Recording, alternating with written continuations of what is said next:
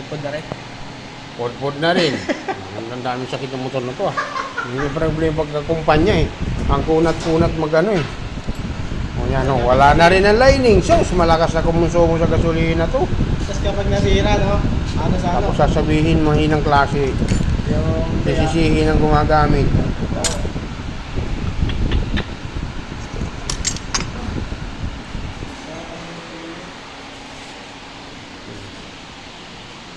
Pati ito, wala na rin. Talaga. O, sa mga gusto bumili ng parts, ilalagay ko lang sa comment section ang kanilang link. O, legit po yan, Honda Motor mga parts. Pwede rin naman aftermarket kung hindi kayo maselan. So, ayan. Ito yung kanyang air filter basa.